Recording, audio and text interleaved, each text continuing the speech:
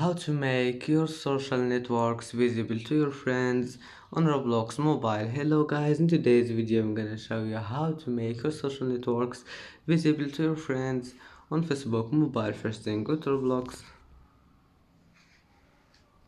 and then click these 3 points here in the bottom corner and then go down, and here you will find settings. Click on it and then account info,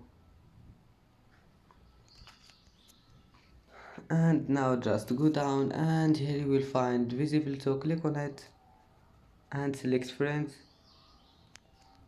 and now click save and okay. And that's it for today's video. If you like this video, please don't forget like and don't forget subscribe, and see you in the next video.